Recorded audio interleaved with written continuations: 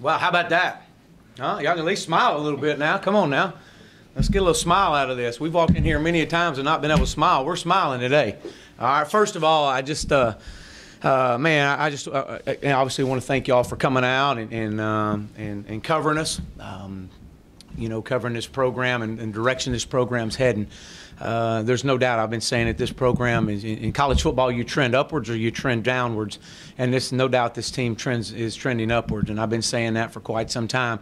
Obviously, our thoughts and prayers go out again to our Gulf Coast families and friends that are suffering. Obviously, with Hurricane Irma coming in now, and just the friends that we have down in Florida, and being displaced right now. So our thoughts and prayers are with them, and it's very tragic what's going on with them.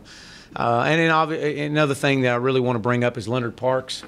They had his funeral today.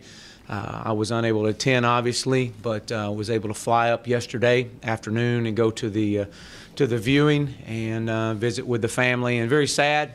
It's very, very, very tragic, very sad. And so our thoughts, our team's thoughts, go out to one of our staying gang members that it just left us way too soon. And so we'll continue to reach out to his parents and his mom. But I also want to say that talk about North Texas. Hats off to Coach Luttrell and his team. Much improved football team going into year 2. I know the score may not have reflected it, especially kind of late in the game there in the fourth quarter or midway through the fourth, but, they never gave up. They fought back. They had us chewing our fingernails over there on the sidelines right there about the last 6-minute mark, and, we were trying to get some guys in and out and play some guys, and they did a good job. They never gave up. So my hat's off to him. They're going to win a lot of games in that conference. He's definitely has that program trending upward. But I thought being a rival game as it was, we had a good crowd, and our kids just kept battling. And really good to see some of our Mustang past and present and future. We had a lot of recruits here tonight. That was great to see. A lot. We were full house.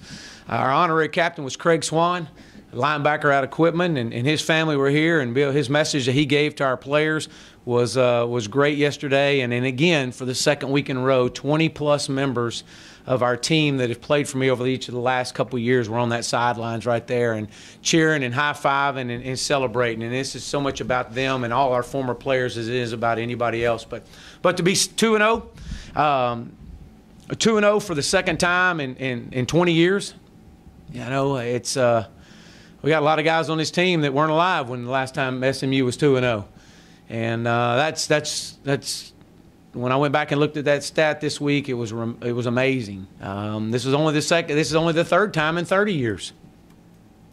So for this team to be 2-0 right now is a big deal. It's a big deal with where this team has came from. I'm really proud of them. One of the things that really, as you look at our culture, part of our culture is a confidence, a belief, and faith that our process brings results. And you go down by 10, and you don't flinch. You don't flinch. There was no panic.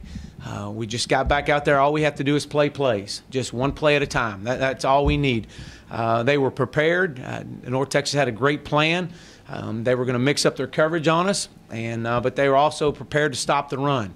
And I thought they did a great job. But we go down by 10, and then at one point you go on a basically, I believe, a 54-7 swing, and it was 54-17 at one point. But again, it just says a lot about our kids. Nobody flinched. You just kept playing plays and staying the course. So, but that's what we preach in our program here. That's what our culture is about. And offensively, to see those guys weather the storm early. And those guys are putting 9 and 10 guys in the box and forcing us to have to throw a little bit more on first down than we wanted to. Our guys, Coach Craddock and the offensive staff, never wavered. Second week in a row that those 4-over-4 moments that we talk about so much, the 4 minutes before half and the 4 minutes after half, it's the second week in a row that we were able to win those. Those moments, I think we had an interception by Elijah, and we go down and run our 2-minute offense down and score. And then come back out and get a break on a punt and go down and score again. And so that was great. There was a 14-point swing right there in an 8-minute time. And we preach this. We train for this. It's who we are. We talk about it constantly. Defensively, again, having to weather the storm early, go down by 10. But to be able to create the turnovers that we created, I think we had two interceptions on defense. And I believe both of those led to 14 points.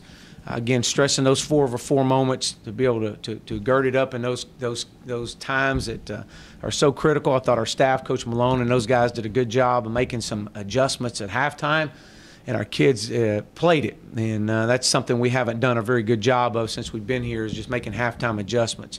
But to be able to do that has been good. Again, it's part of who we are. It's what we train for. Special teams, I thought without a doubt made a positive difference in the game today. I thought none bigger, probably a bigger play in this game was the recovered fumble that Kevin Thomas recovered off punt. Was in great position and great hustle and recovered that. We won the battle of field position, which I thought was huge for us, which we dominated. We had some touchbacks in our kickoff unit. We covered well. It was much improved special teams unit than the week before. So, we've got we're going to celebrate this. These guys are excited. Part of the vision of our football program is to win the Metroplex Championship. And to do that, you have to win the 2 teams that you play in the Metroplex. And we won one of those tonight, and we got another one next week. And I know we've got a great opponent next week, a top 20 team. I'm sure they may be in the top 15 when we play them. Obviously well-established, and got great respect for them. It's a trophy game. It's an iron skillet game, so, that's a big deal. It's a big deal to coach in it. It's a big deal to play in it. And, only thing I ask is our guys to be better next week than we are this week. That's it. Be better than we are next week than we were this week. And, as our message is, as it always is our season must start tomorrow as the mentality.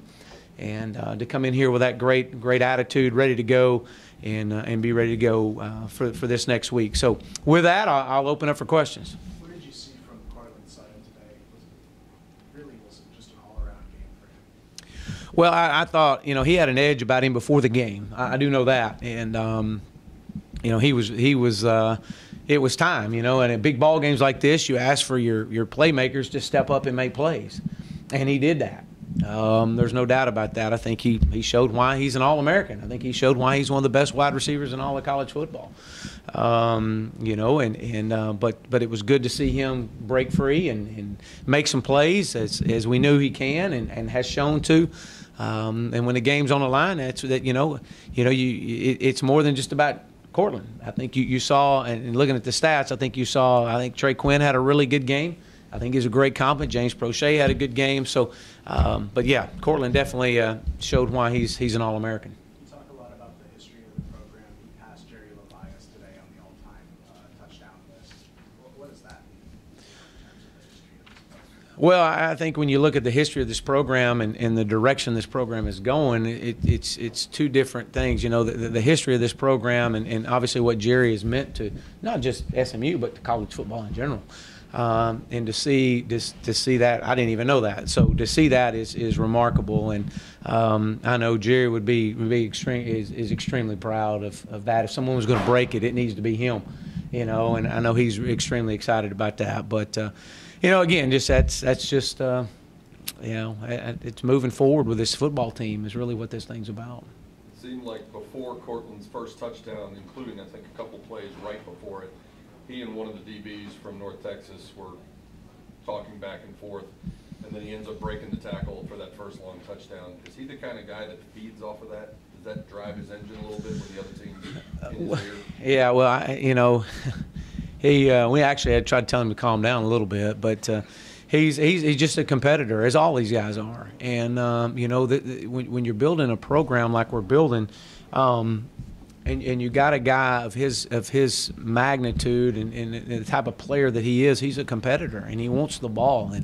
And I think that's been going on. I think it probably started in pregame, and obviously everybody wants to line up against Cortland. They want to go against him. And, they want to see what they're about. And I thought the young man did some really good things against Cortland, and obviously you saw why Cortland is an All-American. But that's just kind of the ebbs and flows of the game. You get a lot of emotion and you try to stay the course. And I think actually Cortland got a penalty. personal foul on that sidelines, and which is unacceptable, and we talked about that. But again, those it's going to happen. Ben Hicks put quite a few scores up on the board, but he looked a little inaccurate. How do you fix that? Yeah, we'll go back and look at the film. I thought he missed some throws early, but again, it's all about getting your team in the end zone and getting us in the right protections and moving the thing. I think he was 20 of 41 or something in there. Obviously, there's some passes I know he wish he had back, but the guy is 2-0 as a starter. So. Now, you mentioned earlier how North Texas was stacking the box against the run. How important was it for you to still maintain that rushing offense and eventually breaking through with Xavier Jones in the long run? We felt like that we were going to get one, and we just knew. We just kept saying from the box that, hey, look, we're going to crease one. It's going to happen. Keep feeding him. And the way they were playing their front and dropping the safety down the box, and fortunate it hit, and none better to see Xavier Jones get back into his form and fashion, and to see him break a long one. So just staying with it. Again, part of our culture is just believing in the process, and not every play is. I mean, they play too. They watch film too. They prepare a game plan too, and they're going to line up to stop some of the stuff that we do. It's just you got to continue to make adjustments, solve problems, and that's what you saw our guys doing it. Cedric Lancaster sustained a pretty scary injury. Can you tell us a little bit how he's doing? Yeah, I don't know. It was I believe it was some arm injury. It might be his elbow. It looked as if it was his elbow, and so we'll see. We'll see what that is. I know there's not a young man that works any harder in this program than Ced Lancaster, and the injuries that he's gone through since he's been here, and to see him coming out with an injury like that is, I know our players are really upset about it, and hopefully it'll be something we can get him back, but we'll see. Xavier Jones took a ton of carries, and you held Braden West out and Jason Milon. What was your strategy there? Yeah, Braden was a little bunged up from last week, and worked out right at the end of the week, ran a little bit more on it on Friday. We kind of went into it thinking if we had to have him, we would use him. But if we could keep him out of there as much as possible to give him just one more, a game without taking any hits on it, to get him ready to go for next week. So he'll be back full throttle next week. I know he was wanting to play. I know that, but we wanted him 100%. North Texas scored 10 points from the first two drives. I mean, how big was the defense kind of figuring it out and keeping them off the scoreboard until the third quarter again to give the offense time to build that lead? Yeah, I think when you look at it, you knew that you were going to have to withstand their surge. They were going to have a push early on. You were going to get their best swing, as we said at halftime. We took their best shot. We just had to keep playing. That's a long football game. The games are long, and you just got to stay the course. And if you'll just stay the course, and let your coaches make the adjustments, we'll get this thing figured out. And I know defensively we started heating him up a little bit, he did a phenomenal job of putting the ball where it needs to be. And I've said it from the get-go. He's a really good quarterback, but we were able to put a little pressure on him. I think that helped a little bit, helped us out. But he gives us a chance to just make some plays. When you have a guy like Cortland who has a game where it seems like almost everything's working and he gets to the end zone 2, 3, 4 times, is it hard for you and your staff to not call his number almost on every play? It seems like everything works. Well, when you got a guy on the other side like a James Prochet and a Trey Quinn, I mean, it's a chess match. It's really what it is. How are they playing Cortland? If they're playing Cortland a certain way, then Trey's got to be open, or James has to be open. I mean, it's just that's kind of the way we look at it there.